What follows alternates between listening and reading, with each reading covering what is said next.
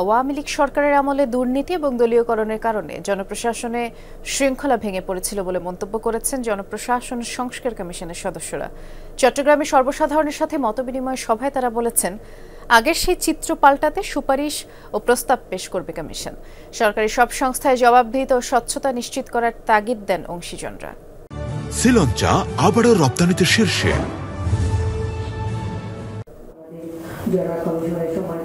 সকালে চট্টগ্রাম সার্কিট হাউসে বিভিন্ন রাজনৈতিক দলের নেতা, বিভিন্ন সংগঠনের প্রতিনিধি, আইনজীবী, প্রশাসনের কর্মকর্তা, সাংবাদিক, শিক্ষক ও ছাত্র প্রতিনিধি সহ অংশীজনদের সঙ্গে মতবিনিময় করে জনপ্রশাসন সংস্কার কমিশন।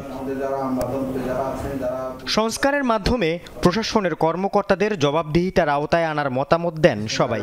এছাড়া সরকারি নিয়োগ কমিটি, পিএসসি সহ এ ধরনের সংস্থায় নিরপেক্ষ ব্যক্তিদের পদায়নের সুপারিশ করেন তারা।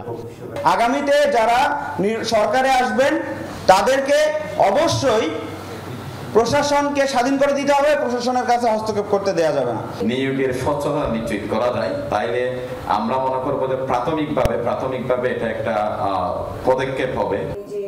গত 16 বছরে দলীয়করণ, দুর্নীতি ও নিয়মে জনপ্রশাসনের শৃঙ্খলা ভেঙে পড়েছে উল্লেখ করে কমিশনের সদস্যরা নতুন বাংলাদেশে জনমুখী, নিরপেক্ষ ও দুর্নীতিমুক্ত প্রশাসনের গুরুত্ব তুলে ধরেন।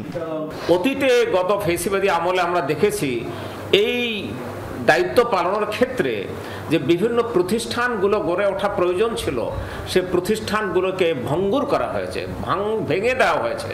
এটা যেটা অনেকে বলেছে অ্যাডমিনিস্ট্রেটিভ কালচারকে নষ্ট করা হয়েছে, চেক অ্যান্ড ব্যালেন্সকে নষ্ট করা হয়েছে, সেটা যেন না হয়। জনপ্রশাসনের সেবাকে ঢাকামুখী না করে যথাসম্ভব বিকেন্দ্রীকরণ ও অনলাইনে সেবা প্রাপ্তির সুবিধা বাড়ানোর দাবি জানান অনেকে।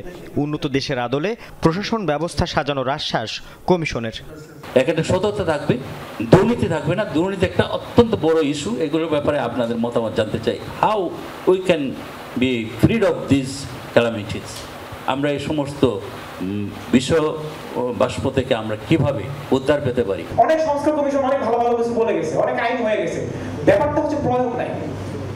এই প্রয়োগের জায়গায় আমরা যারা ল ব্রেক করে তারা ল ব্রেক করে। আল আমিন শিকদার, যমুনা নিউজ, চট্টগ্রাম।